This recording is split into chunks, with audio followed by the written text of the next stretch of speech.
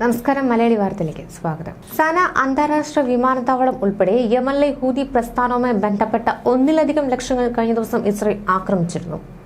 6 പേരെങ്കിലും കൊല്ലപ്പെട്ടതായാണ് ഹൂതി മാധ്യമങ്ങൾ റിപ്പോർട്ട് ചെയ്തിരിക്കുന്നത്. ആക്രമണത്തിൽ നിന്ന് തലനാരിഴയ്ക്ക് ലോകാരോഗ്യ സംഘടനാ തലവൻ ടെഡ്രോസ് അഡാനോം ഗബ്രിയേസസ് രക്ഷപ്പെട്ടിരുന്നു. ഹൂതി കേന്ദ്രങ്ങൾക്ക് നേരെ നടത്തിയ ആക്രമണങ്ങളുടെ ഭാഗമായാണ് വിമാനത്താവളവും ഇസ്രയേൽ ആക്രമിച്ചത്. ആക്രമണം നടക്കുമ്പോൾ ലോകാരോഗ്യ സംഘടനയുടെ തലവൻ ടെഡ്രോസ് സംഭവസ്ഥലത്ത് ഉണ്ടായിരുന്നു.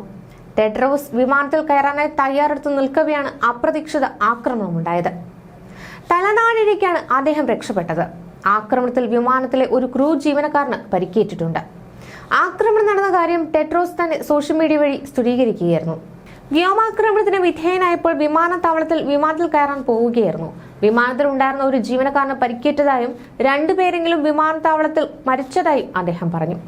ഹൂതികൾ തടവിലാക്കിയ UN ജീവനക്കാരെ മോചിപ്പിക്കുന്നതിനും മാനുഷിക സഹായം വിലയിരുത്തുന്നതിനുമായാണ് താൻ യമനിൽ എത്തിയതെന്ന് ടെഡ്രോസ് പറഞ്ഞു. ലോകാരോഗ്യ സംഘടനയുടെ തലവൻ ടെഡ്രോസ് വിമാനത്താവളത്തിൽ ഉണ്ടായിരുന്നത് അറിഞ്ഞുകൊണ്ടാണോ ആക്രമണമെന്ന ചോദ്യത്തിനോട് ഇസ്രയേലി സൈന്യം ഇതുവരെ പ്രതികരിച്ചിട്ടില്ല. സംഭവത്തിൽ ശക്തമായി അപലപിക്കുന്നതായി UN secretary general Antonio Guterres വ്യക്തമാക്കി. സിവിലിയൻ കേന്ദ്രങ്ങൾക്ക് നേരെ നടത്തുന്ന ആക്രമണം ഉടൻ അവസാനിപ്പിക്കണമെന്നും അദ്ദേഹം ആവശ്യപ്പെട്ടു. വിമാനത്താവളത്തിൽ ആക്രമണം നടത്തിയതിനു പുറമെ യമന്റെ പടിഞ്ഞാറൻ തീരത്തുള്ള ഹുദൈദ, സാലിഫ്, റാസ് ഖനാറ്റീബ് തുറമുഖങ്ങളിലെ സൈനിക അടിസ്ഥാന സൗകര്യങ്ങളും തകർത്തതായി ഇസ്രയേൽ സൈന്യം അറിയിച്ചിരുന്നു. രാജ്യത്തെ ഹെസ്ജിയാസ്, റാസ് ഖനാറ്റീബ് പവർ സ്റ്റേഷനുകളും ആക്രമണം നടത്തി. വിമാനത്താവളത്തിൽ ഉണ്ടായ ആക്രമണത്തിൽ 3 പേരും ഹുദൈദയിൽ 3 പേരും കൊല്ലപ്പെട്ടതായും ആക്രമണത്തിൽ 40 പേർക്ക് പരിക്കേറ്റതായും യമനിലെ സബ വാർത്താ ഏജൻസി റിപ്പോർട്ട് ചെയ്തു. ഗാസയിലെ ഫലസ്തീനികൾക്കുള്ള പിന്തുണയും ഐക്യദാർഢ്യവും പ്രകടിപ്പിക്കുന്നതിന്റെ ഭാഗമായി ഹൂതികൾ ഇസ്രയേലിന് നേരെ ഡ്രോണുകളും മിസൈലുകളും ആവർത്തിച്ചു പ്രയോഗിക്കുകയായിരുന്നു.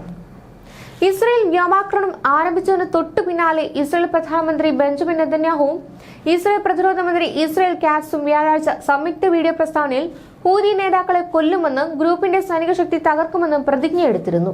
എല്ലാ ഹൂതി നേതാക്കളെയും വേട്ടയാടുമെന്നും തങ്ങൾ മറ്റിടങ്ങളിൽ ചെയ്തതുപോലെ അവരെ ആക്രമിക്കുമെന്നുമാണ് കാറ്റ്സ് പ്രതിജ്ഞ ചെയ്തത്. സനയും ചെങ്കടൽ തീരവും ഉൾപ്പെടെ വടക്ക് പടിഞ്ഞാറൻ യമനെ നിയന്ത്രിക്കുന്ന യമനിലെ ഹൂതികൾ ബാലിസ്റ്റിക് മിസൈലും 2 ഡ്രോണുകളും ഇസ്രയേലിലേക്ക് തൊടുത്തുവിട്ടതിന് 1 ദിവസത്തിന് ശേഷമാണ് ഇസ്രയേൽ ആക്രമണം ഉണ്ടായത്. വാരാന്ത്യത്തിൽ തെല്ലവീവിലെ കളിസ്ഥലത്ത് ഹൂതി മിസൈൽ പതിച്ചതിനെ തുടർന്ന് 17 പേർക്ക് പരിക്കേറ്റിരുന്നു. കഴിഞ്ഞ ആഴ്ച ഇസ്രയേൽ ജെറ്റുകൾ സനയിലും ഹുദൈദയിലും ആക്രമണം നടത്തി 9 പേർ കൊല്ലപ്പെട്ടു. ഇതിനു മുൻ ഹൂതി ആക്രമണങ്ങൾക്ക് മറുപടി എന്നാണ് ഇസ്രയേൽ വിശേഷിപ്പിച്ചത്.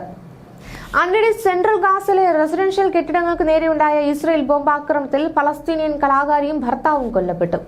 നുസൈറത്ത് അഭയാർത്ഥി ക്യാമ്പിലെ വീട്ടിൽ നടന്ന ആക്രമണത്തിലാണ് വലാജുമ അൽ അഫ്രാൻജിയും ഭർത്താവ് അഹമ്മദ് സയ്യിദ് സലാമയും കൊല്ലപ്പെട്ടത്.